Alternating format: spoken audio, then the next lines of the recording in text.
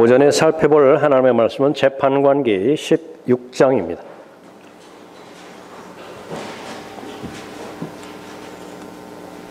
재판관기 16장 20절, 21절을 제가 받들어 읽겠습니다.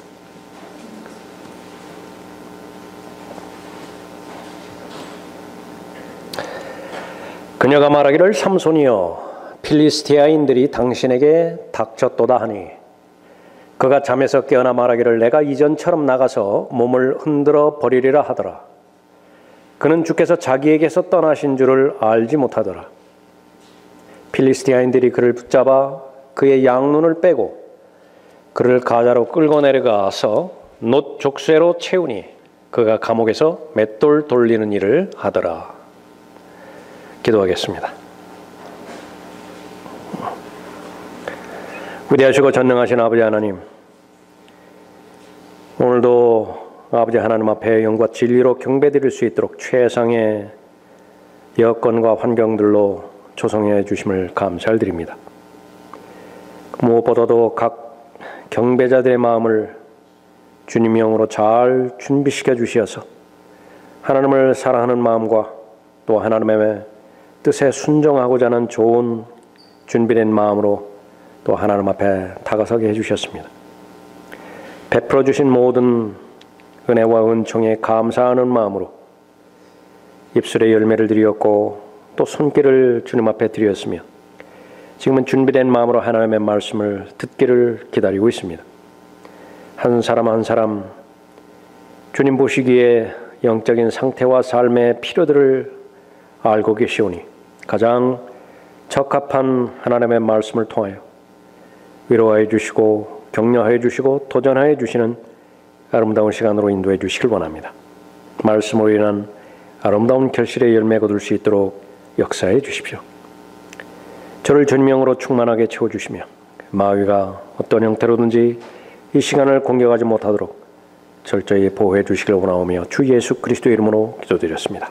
아멘. 아멘. 오늘 설교의 제목은 스스로 버림받은 하나님의 사람입니다.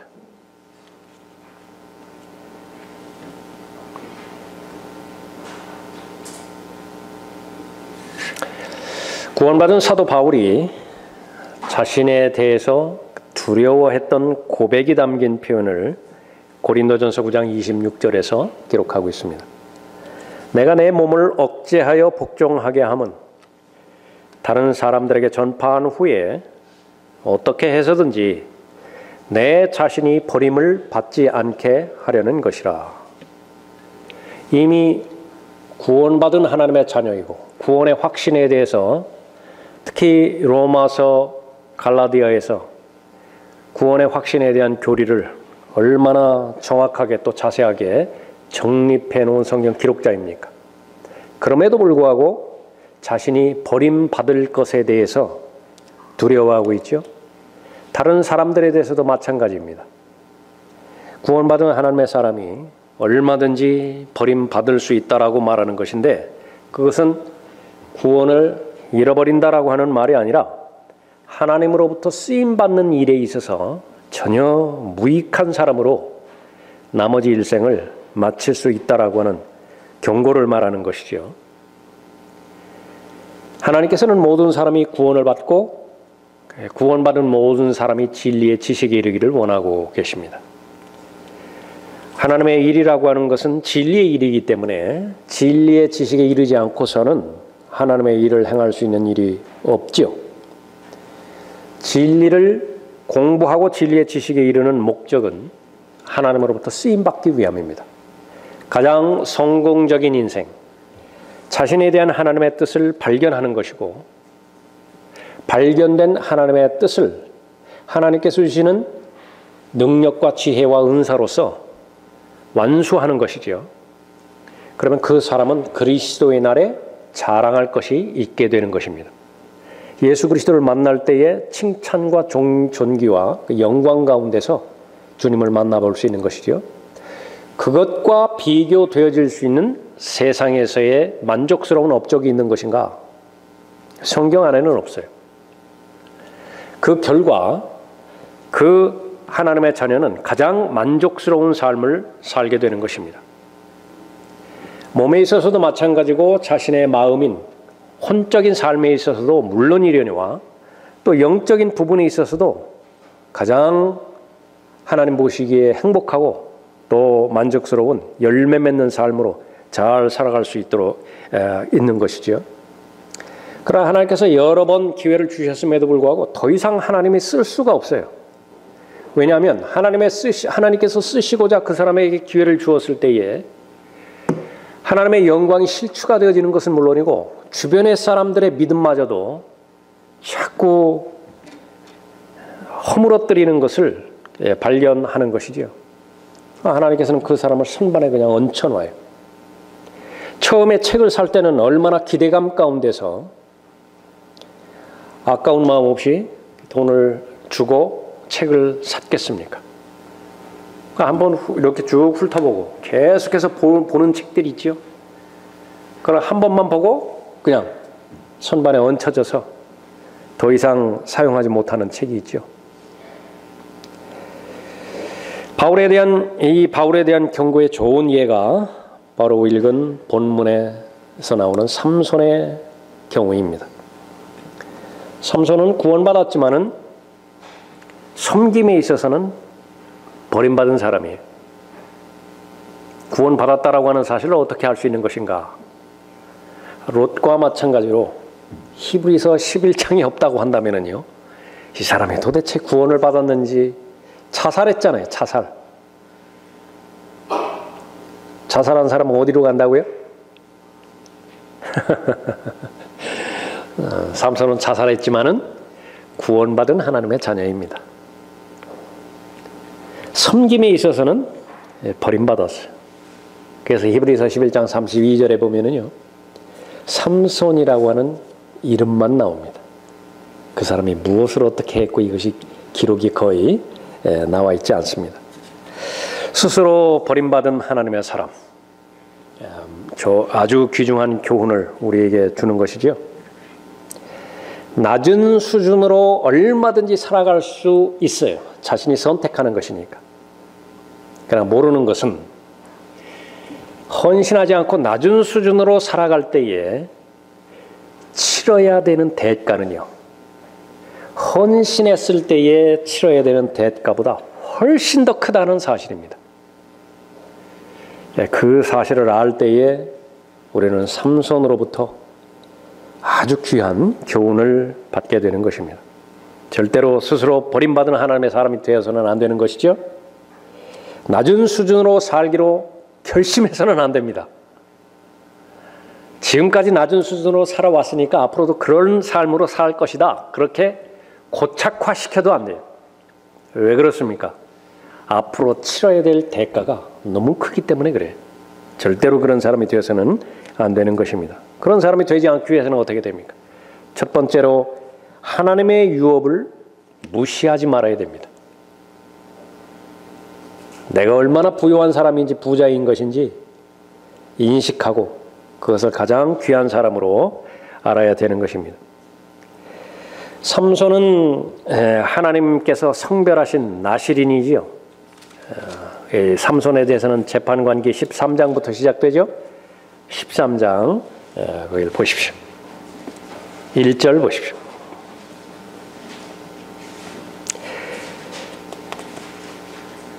이스라엘 자손이 주의 목전에 다시 악을 행하였더니 주께서 그들을 40년 동안 필리스티아인들의 손에 넘겨주시니라. 이런 암울한 역사 배경 가운데서 삼손이 활동하는 것입니다. 삼손은 약 20년 동안 이스라엘의 재판관으로 사역을 했습니다. 2절에 단인들의 족속 중에 소라 출신의 어떤 사람이 있었는데 그의 이름은 마노아요. 그의 아내는 임신하지 못하여 아이를 낳지 못하더니 주의 천사가 그 여인에게 나타나 그녀에게 말씀하시기를 보라, 내가 임신하지 못하여 아이를 낳지 못하였으나 이제 내가 잉태하여 한 아들을 낳으리라. 그러므로 내가 네게 청하노니 이제 조심하여 포도주나 독주를 마시지 말고 어떤 불결한 것도 먹지 말라. 보라, 내가 임신하여 한 아들을 낳으리라. 그의 머리에 삭도를 대지 말지니라. 이는 그 아이가 모태로부터 하나님께 나시린이 될 것임이니 그가 이스라엘을 필리스테아인들의 손에서 구해내기 시작하리라 하시니라. 하나님의 역사, 그 하나님의 역사의 사명을 가지고 태어난 사람입니다. 모태로부터 하나님께서 선택하신 나시린이에요. 쾌락을 상징하는 포도주 마시지 말라 말씀하시죠. 이 사람은 오직 주님 안에서만 기쁨을 얻을 수 있다라고 하는 믿음을 보여주는 것입니다. 그러니까 머리에 삭도를 대지 말라, 머리 깎지 말라는 것이죠. 그러니까 머리를 길게 기르는 것은 본성적으로 수치스러운 일에 해당되어지는 것인데 누가 봐도 한눈에 알아보는 거예요. 머리 긴 사람, 바로 성별된 그리스도인을 예표하는 것이죠. 예수 그리스도는 바로 나시린을 예표하는 그런 분이셨죠. 히브리서 7장 26절에서 그러한 대제사장은 우리에게 적합하니 거룩하고 악이 없으며 더러움이 없고 죄인들에게서 성별되시며 하늘보다 더 높이 되심이라. 이렇게 선택하신 목적은 그 사람의 생애를 처음부터 끝까지 어느 한 부분 낭비하지 않고 하나님의 뜻을 실행하게 하는데 하나님께서 쓰시겠다라고 하는 것입니다. 이보다 더 큰 영광은 없습니다. 열심히 공부해서 자격을 얻고 얻은 자격을 근거로 해서 사회에 공헌하고 국가에 이바지하는 기간이 도대체 몇 년간이나 돼요? 30년이 됩니까? 40년이 됩니까? 그 정도만 해도 많이 했다고 하는데 너무 아쉽죠. 너무 짧기 때문에 그렇습니다. 반면에 그 사람의 인생이 시작될 때부터 하나님께서 그 사람을 데려가실 그때까지 그 사람의 일생을 전체를 가장 큰 영광을 위해서, 가장 큰 유익을 위해서 하나님께서 쓰신다라고 말했을 때 그보다 더 큰 영광이 어디 있습니까? 그렇게 부름을 받았어요. 삼손은 그렇게 자신의 생애가 시작된 것입니다. 얼마나 좋은 건강을 주셨습니까? 이보다 더 큰 장사는 없죠. 헤라클레스예요. 헤라클레스. 좋은 부모를 주었죠. 기도하는 어머니 아버지였습니다. 어릴 때부터 주님께서 복을 주셨어요. 24절에 보시면 13장 24절에 여인이 한 아들을 낳고 그의 이름을 삼손이라 하니라. 아이가 자라니 주께서 그에게 복을 주시니라. 하나님께서 보호하시는 것입니다. 모든 필요를 하나님께서 채우시는 것이지요. 그리스도인 역시 마찬가지입니다. 그 출발, 태어나기 전까지는 하나님께서는 물어보지 않으십니다. 그러나 거듭난 그 순간부터 삼손에게 임했던 거룩한 영을 내주시켜 주시죠. 거룩한 말씀, 하나님의 말씀을 주시죠. 무엇보다도 지혜와 계시의 영을 주시는 것입니다. 솔로몬이 그렇게 부러워했던 소원 한 가지만 말해보라 말했을 때 지혜를 달라고 말씀하셨는데 정답이라고 말씀하시죠. 왜냐하면 지혜 안에 모든 것이 다 들어있기 때문에 그렇죠. 그 지혜와 계시의 영을 주신 거예요. 지성의 눈을 밝히 보여주셨죠. 그렇게 해서 분별력을 주셨습니다. 가장 강력한 자산이에요. 분별력. 어떤 것이 어떤 것보다 더 나은 것이냐라고 하는 것이죠. 무엇이 없어져 버릴 것이고 무엇이 영원히 지속될 것이냐, 그것을 바라볼 수 있는 분별력을 주셨습니다. 부르심의 소망이 어떤 것인지 알게 해주셨죠.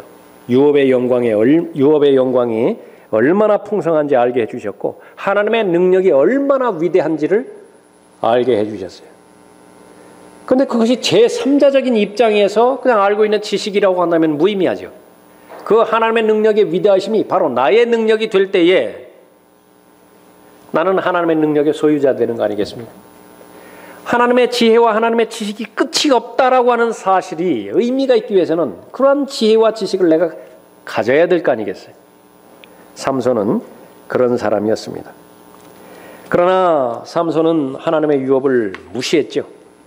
그 하나님의 선택하심 무시한 것부터 시작해서 우선 제일 먼저 부모를 무시했습니다. 경건한 부모의 뜻, 그것은 바로 하나님의 직접적인 뜻임에도 불구하고 결혼을 하는 데 있어서도 하나님께서 불쾌히 여기시는 결혼을 한 거예요. 이방인들의 딸 가운데서 하나를 취해서 부모의 권면도 듣지 않고 그렇게 잘못하게 되었던 것이죠. 그 이후로 계속해서 하나님의 유업을 무시한 결과 하나님의 말씀도 무시하게 되었고 또 하나님의 경고도 무시하게 된 것입니다. 그 결과는 무엇입니까? 그냥 하나님의 사람으로서 일생을 살지 않았다라고 하는 정도로 그치는 것이 아니라 알지 못했던, 예상치 못했던 엄청난 대가를 치러야만 되었던 것입니다. 지옥 같은 삶을 살 수밖에 없었던 것입니다. 낮은 수준으로 살기 위해서는요, 큰 대가를 치러야 됩니다. 절대로 하나님의 유업을 무시하지 말아야 될 것입니다.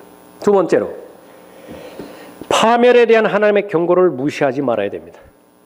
그러면 바로 하나님께서 원하시는 정상적인 그리스도인으로서의 삶을 잘 살아갈 수 있는 것입니다. 삼손으로부터 배울 수 있는 교훈들이 많이 있죠. 그 가운데 하나는 유혹에 대한 교훈입니다. 시험에 대한 교훈이죠.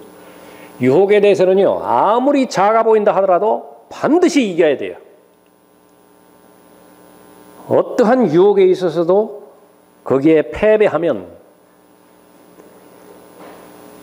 별것 아닌 것 같은 유혹임에도 불구하고 모든 것을 다 잃어버리는 거예요. 그러나 반대로 그 유혹이 어떤 유혹이라 하더라도요, 그 유혹으로부터 승리를 하면 모든 것을 얻는 것입니다. 믿음이라고 하는 것은 유혹과의 전쟁이에요. 이기면 모든 것을 얻게 되는 것이고 지면 모든 것을 잃게 되는 것입니다. 파멸에 대한 하나님의 말씀에 대한 경고, 그것은 말씀 안에 담겨져 있죠. 이 삼손은 말씀으로부터 멀어지기 시작했습니다. 절대로 나시린의 입장에서는요, 죽은 사체를 만지면 안 돼요. 사람의 시체든지 짐승의 사체든지. 그러나 단맛을 내는 꿀을 얻기 위해서 손을 대해서는 안 되는 시체에 손을 댔죠. 고의적으로 몸을 더럽혀 버렸습니다. 고의적으로 자신의 몸을 함부로 해버렸어요. 정상적인 사람도 그렇게 돼서는 안 되는 것을 함부로 해버렸습니다. 14장 8절 보십시오.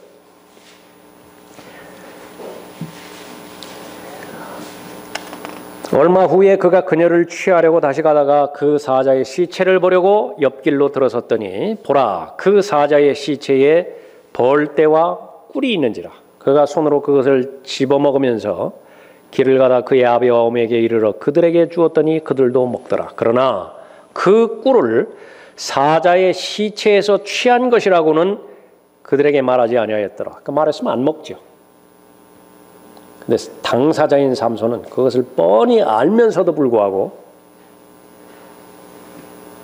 자신의 육신의 정욕과 안목의 정욕과 생의 자랑을 성취하기 위해서 하나님께서 허용하지 않은 것에 손을 대었던 것입니다. 그렇게 되다 보니까 이제는 하나님은 안중에 없고 자신의 욕심을 채우는 데 있어서 하나님께서 주신 복, 능력, 그것을 사적으로 사용하기 시작했습니다. 그건 악용하는 거예요. 하나님께서는 그러한 목적으로 주신 것이 아니라고요. 하나님께서 그렇게 그 사람을 보호해서 건강을 주었더니요, 하나님을 불쾌히 여기고 주변의 사람들에게 간증이 되지 않는 죄를 저지르는 데 그 건강을 써버린 것입니다. 하나님께서 그 사람을 부유하게 해주셨더니 차라리 돈이 없으면 그 죄를 짓지도 못해요. 그 돈 때문에 죄를 지어서 하나님의 영광을 가려버린다고 한다면 하나님께서 처음에 좋은 동기로 주신 복이 무슨 의미가 있겠습니까? 더 나아가서 하나님께 주신 능력을 자신의 욕심을 채우는데 사용했습니다. 15장 1절 보십시오.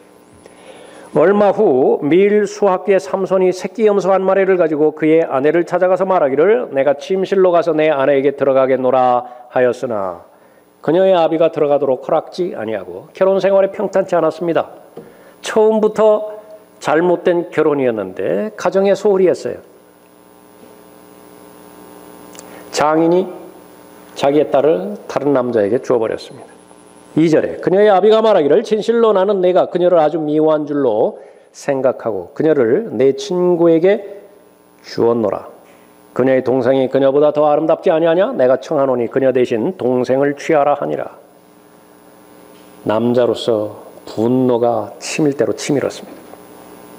삼손이 그들에 관해 말하기를 이제 내가 필리스티아인들을 불쾌하게 할지라도 그들에 대하여 나는 그들에게 흠이 덜하리라 하고 삼손이 가서 300마리의 여우를 붙잡아 회들을 취하고 꼬리에 꼬리를 메어 두 꼬리 가운데 한 회를 끼워 불을 붙여서 필리스티아인들의 아직 배지 않은 곡식밭으로 들여보내 곡식단과 배지 않은 곡식과 포도원과 올리브를 함께 불살랐더라. 이 장인 가족이 필리스티아인 아니에요. 복수를 해버렸습니다. 삼손이 이렇게 하나님의 직접적인 뜻 가운데서 멀어졌음에도 불구하고 하나님께서는 계속해서 삼손을 사용하세요. 계속 범죄를 저지르는데도 하나님께서는 삼손을 사용하시는 것입니다. 14절 보십시오. 15장 14절에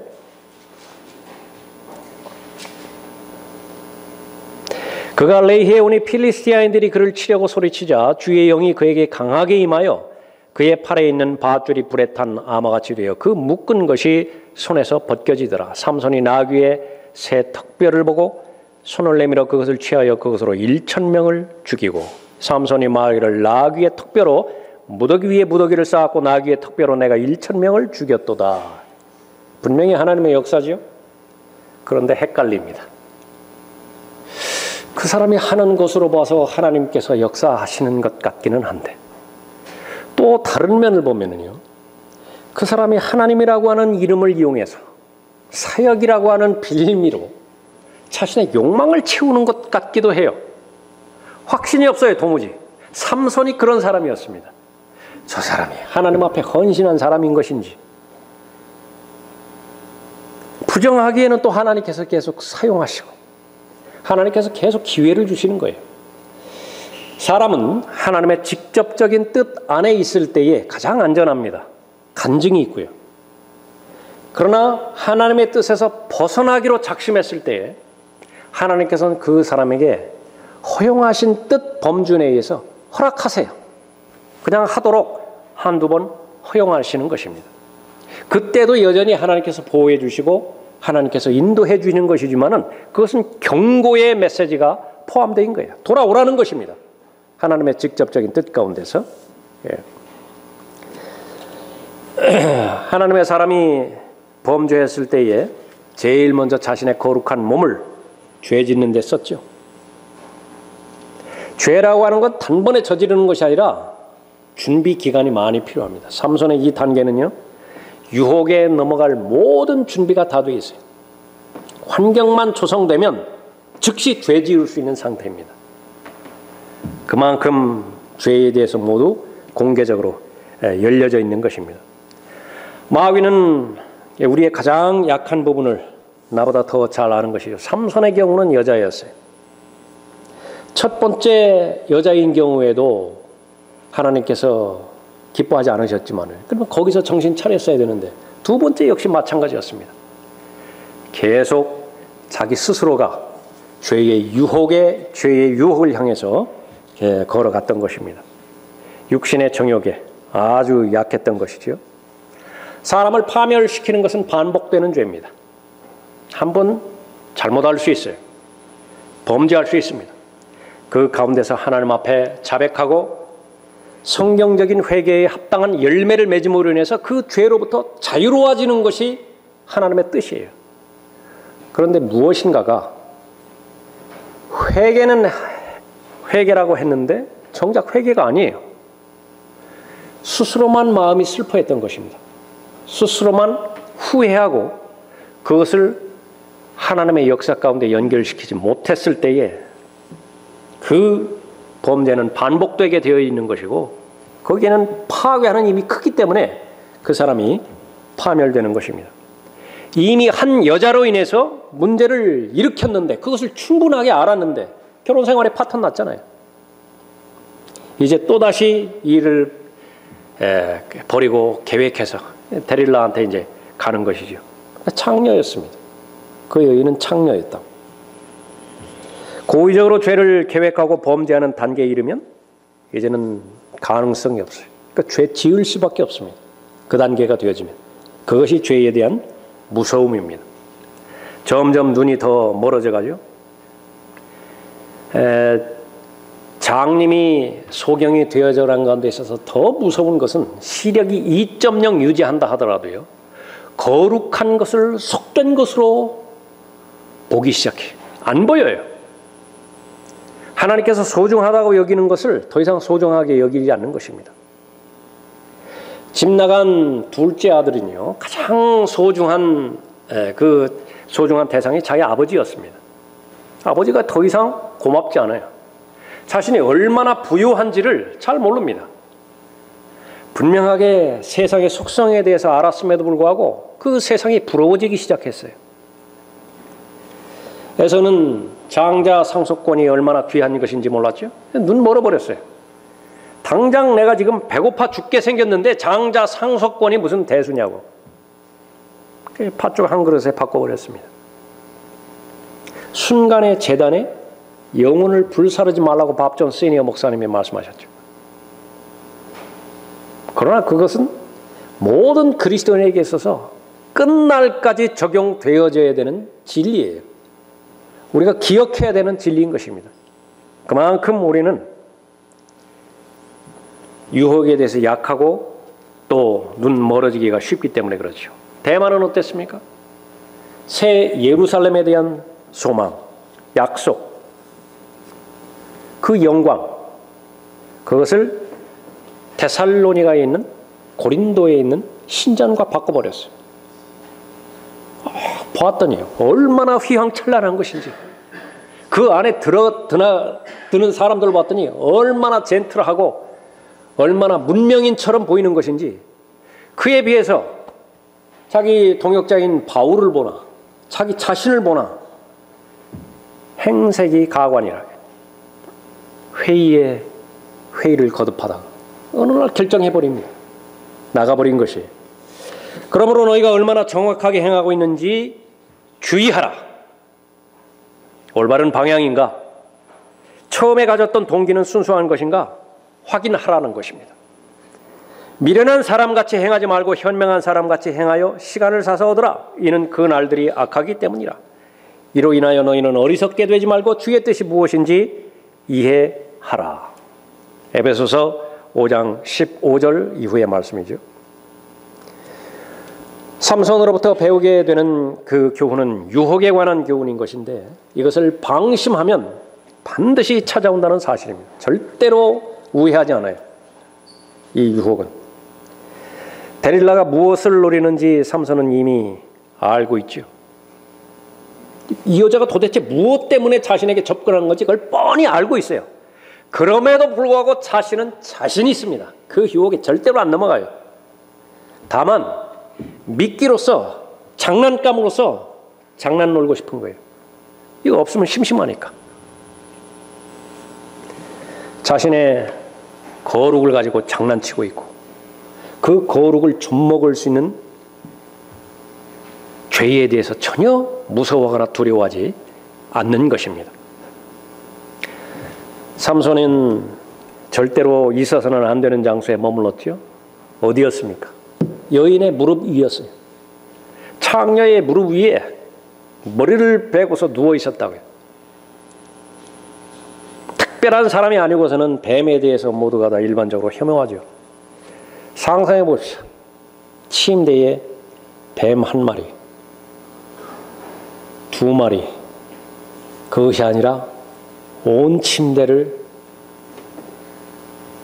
뱀 무리가 이루고 있습니다. 꿈틀꿈틀 꿈틀꿈틀.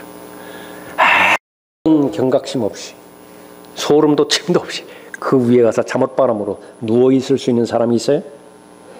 그러나 그것보다 훨씬 더 심한 것이 데릴라 무릎 위에 눕혀져 있는 삼손이라고요. 장난치고 있습니다. 한 번 물리면 끝나는 거예요. 도박하고 있는 것이죠.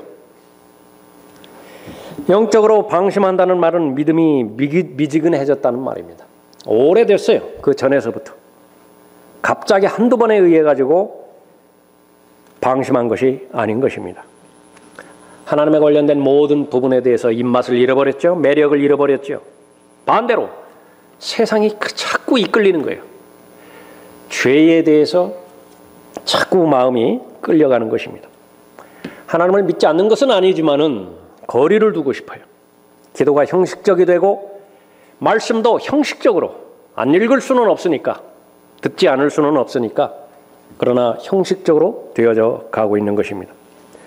내가 거룩하니 너희로 거룩하라고 하는 것은 마음에서 이루어지는 것인데 마음에 이미 중심에 다른 것이 채워져 있기 때문에 그 거룩의 능력은 잃어버린 지 오래예요.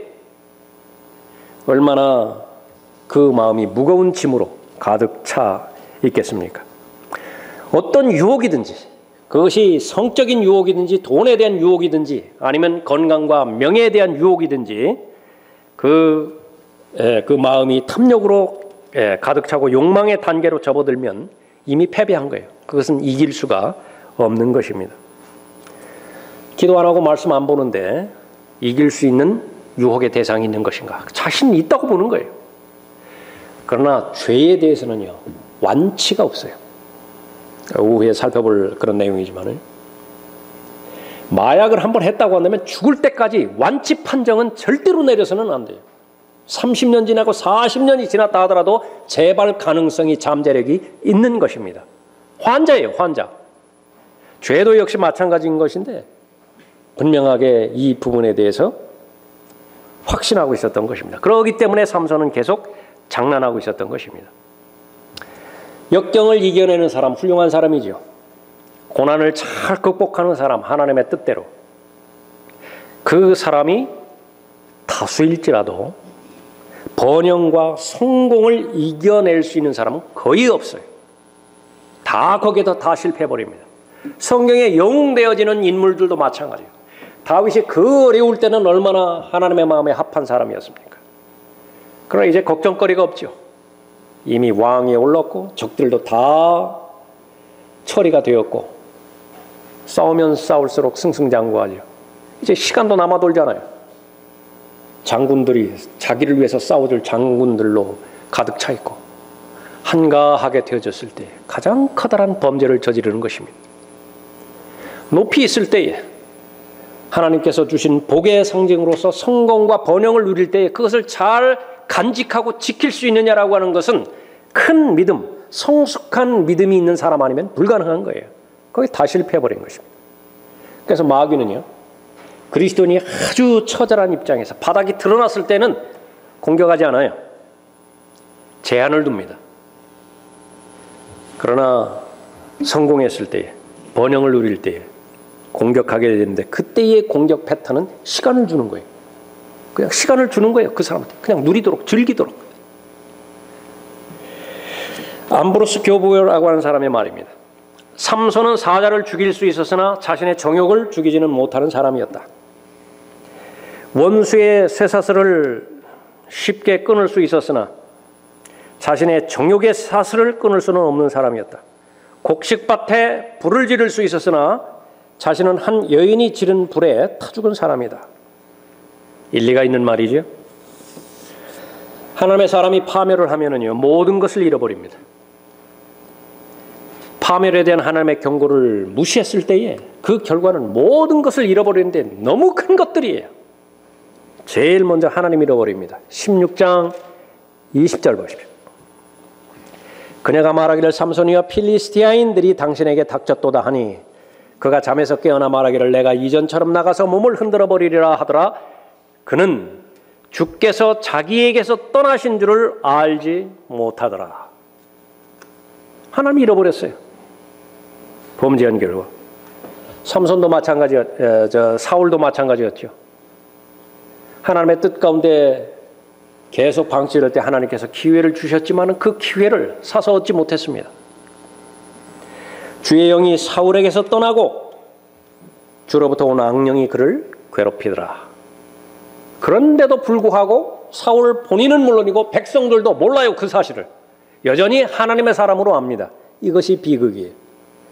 가장 큰 것을 잃어버렸죠. 하나님의 능력을 잃어버렸죠.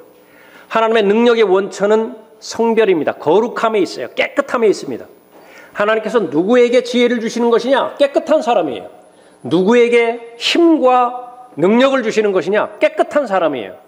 더럽혀졌죠? 다 잃어버린 것입니다. 자신의 몸을 더럽혀버리고 하나님의 말씀에 고의적으로 무지하기로 결정했을 때에 하나님의 능력을 잃어버렸죠. 빛을 잃어버렸습니다. 삼손은 빛을 잃어버렸어요. 빛을 어떻게 돈 주고 살 수 있을까요? 16장 21절 보십시오. 필리스티아인들이 그를 붙잡아 그의 양 눈을 빼고 그를 가자로 끌고 내려가서 놋 족쇄로 채우니 그가 감옥에서 맷돌 돌리는 일을 하더라.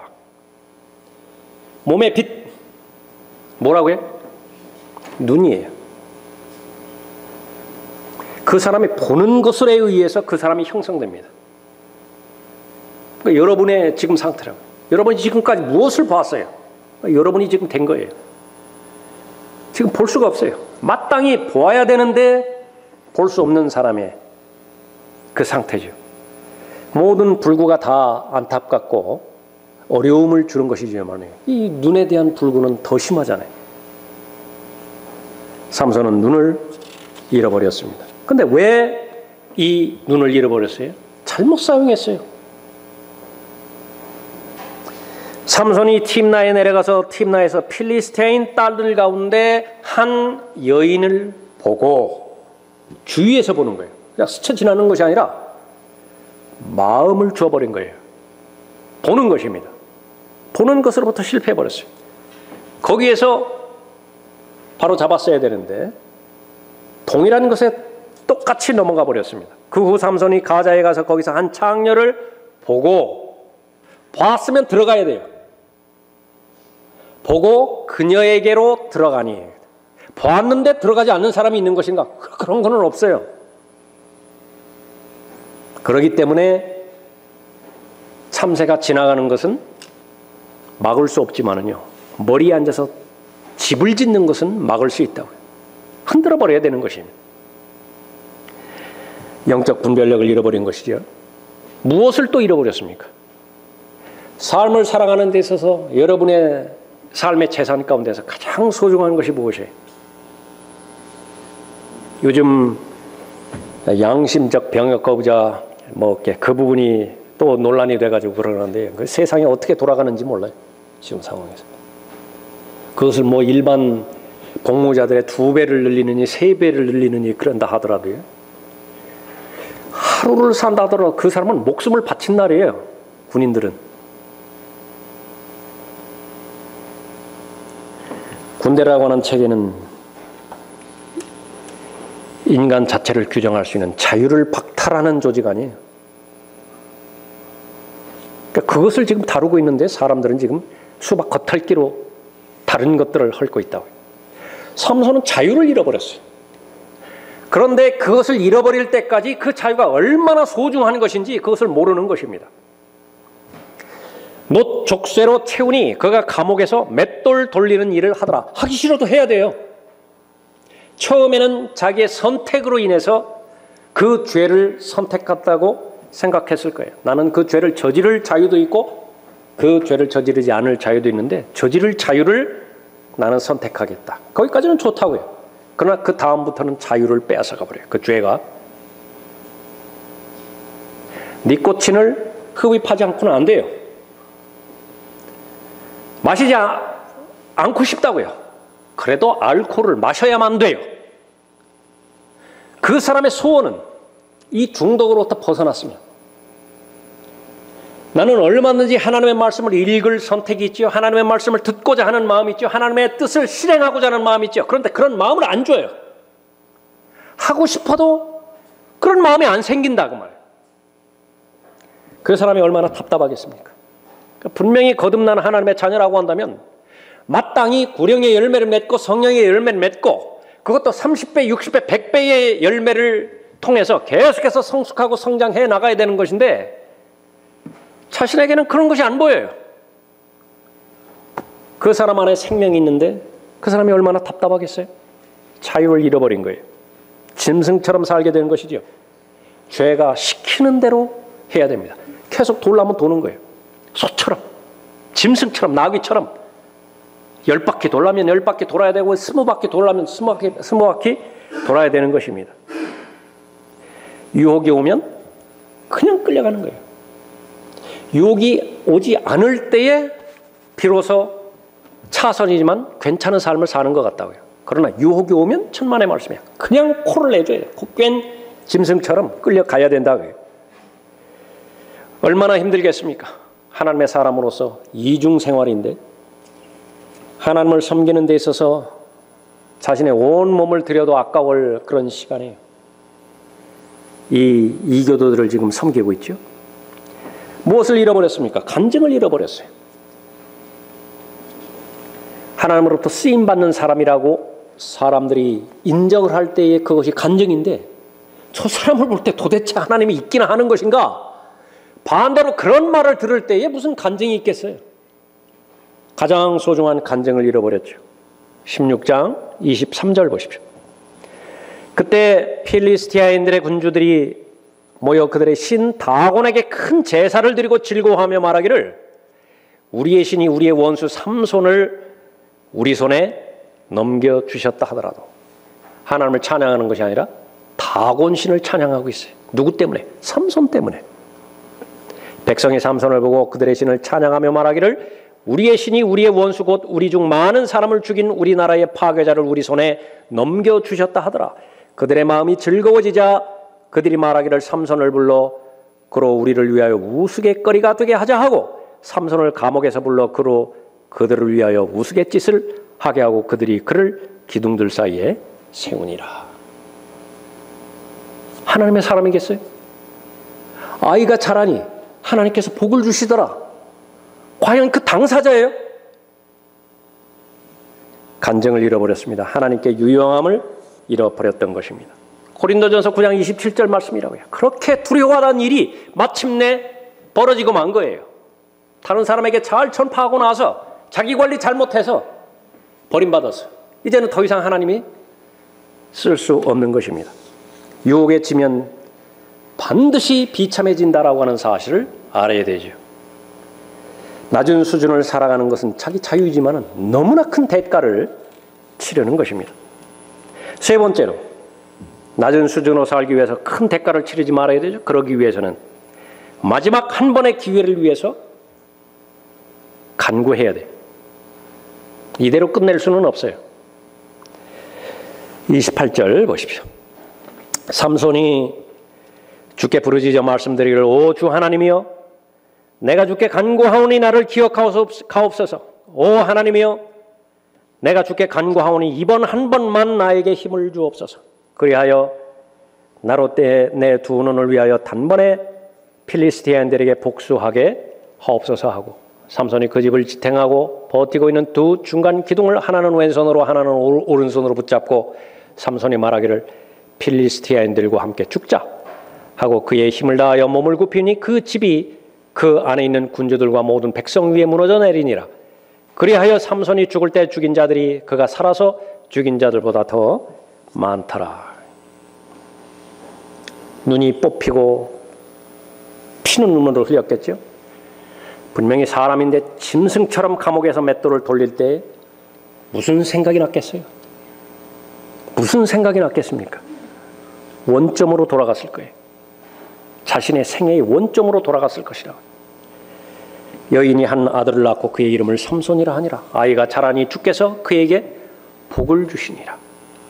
그 아이를 모태에서부터 선택한 목적은 필리스티아인들을 정복하기 위함인데 반대로 돼버렸어요.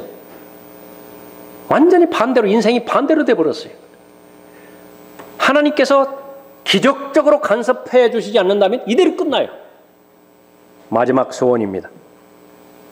이번 한 번만 나에게 힘을 주옵소서. 그리하여 나로 내 두 눈을 위하여 단번에 필리스티아인들에게 복수하게 하옵소서. 그 목적으로 이 세상에 제가 오지 않았습니까? 저를 보내지 않았습니까?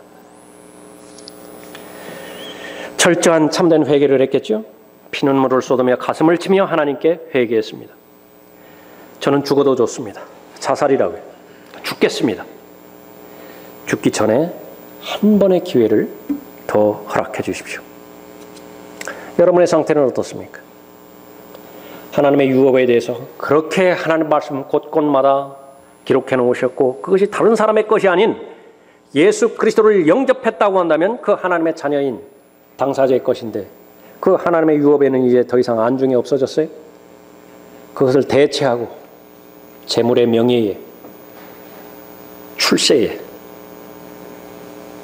자신의 눈이 대상이 그렇게 바뀌어졌습니까? 여러분의 상태에서는 나는 구원받았지만 나는 하나님으로부터 버림받은 상태인 것을 나는 안다. 하나님 말씀 보아도 감동도 없고 무언가를 기도하기 위해서 무릎을 꿇어도 말이 안 나온다. 본인이 알겠죠. 버림받은 거예요. 그 상태를 알면서도 계속 그 상태를 유지하고 있는 것인가? 그건 희망이 없어요. 소망이 없어요. 다른 어떤 것들은 다 희생이 된다 하더라도 하나님과의 정상적인 관계만큼은 반드시 회복이 되겠다. 하나님의 말씀을 열 때에 바로 하나님의 자비하심을 맛보아야 되고 세상에서 감당치 못할 세상 사람들이 저 사람은 끝났다라고 평가할 때조차도 죽음의 가장 깊은 골짜기를 지나갈 때 하더라도 하나님께서 함께 해주신다라고 하는 그 사실 하나만으로 살아갈 힘을 얻는 그런 사람이라고 한다면 하나님의 사람이겠죠. 얼마나 많은 경고를 하나님께서 여러분에게 주셨다고 여러분은 확신하십니까? 그 경고가 반복됨에도 불구하고 계속해서 무방비 상태로 방치해야 한다고 한다면 삼손의 이 기도는 나오지 않을 것이라고요. 이번 한 번만 더 힘을 주십시오.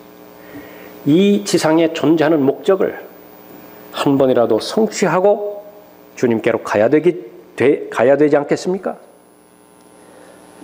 오래전에서부터 모든 하나님과 관련된 부분들은 다 형식적이 되어지고 시간 때우기 식이 되어버렸다고 한다면 이제는 여러분의 기도가 무엇이 되어야 되는 것인지 알아야 될 것입니다. 죄 가운데 빠지지 않는 사람은 없습니다. 시험과 유혹으로부터 자유로울 사람도 없죠. 지금도 죄 가운데 빠져 있고 시험 가운데 유혹 가운데 허우적거리는 그런 사람이 있을 수 있습니다. 그렇지만 하나님의 말씀이 분명한 진리라고 한다면 한 번의 기회가 더 있는 것이 하나님의 말씀을 이용하지만 않는다고 하면 말입니다. 죄를 지어놓고도 자백하면 되지. 그것은 하나님 이용하는 거예요. 마지막 한 번의 기회를 주셨다 하더라도 다음에 반복되어지는 죄로 인해서 또 한 번의 기회를 주시겠지. 하나님께서는 역사하지 않으세요. 하나님은 우롱하는 사람이기 때문에 그런 것입니다. 그러나 진실된 마음으로 하나님 앞에 나아가서 내가 지금까지는 수준 낮은 삶을 살아오고 그 수준 낮은 삶에 만족했지만은 하나님께서 오늘 알려주시죠. 지금까지도 수없이 많은 큰 대가를 이미 지불하신 것이라. 그러나 지금까지 그 대가를 지불한 것으로 끝나지 않고 앞으로도 더 많이 남았다고요. 그러지 않습니다. 우리는 어리석은 사람이 아니에요. 하나님께서는 지혜로운 사람이죠. 반드시 하나님과 동행하고 하나님의 진리의 말씀대로 순종함으로 인해서 하나님께서 성령 안에 있는 의와 화평과 기쁨으로 마음이 회복되어지는 것은 물론이고 그 이후의 삶을 통해서 영과 혼과 몸에 있어서 하나님 보시기에 어떠한 것도 책망할 것이 없는 것이 온전하게 잘 보존되어지는 삶이야말로 가장 의미 있고 복된 삶 아니겠습니까? 여러분의 삶을 지금까지 온전하게 잘 지켜주셨다고 한다면요, 여러분의 삶을 계속해서 성숙된 삶으로 살아오셨다면 변함없이 오늘 하나님 앞에 진정한 감사를 드리십시오. 그러나 그 전에는 어느 정도의 수준을 살았는데 시간이 지나면 지날수록 수준이 점점 더 낮아지고 더 저급한 삶을 살아감에도 불구하고 그 삶을 탈피할 생각은 하지 않고 계속해서 그 삶에 만족스러운 삶을 산다고 한다면 오늘 경고는 여러분에게 주시는 경고예요. 귀를 여시고 마음의 문을 여시고 성령 하나님께서 여러분에게 말씀하시는 그 음성에 순종하심으로 인해서 한 번의 기회를 더 주십시오라고 하는 삼손의 간구가 여러분의 간구가 되어주시기를 바랍니다. 기도하겠습니다.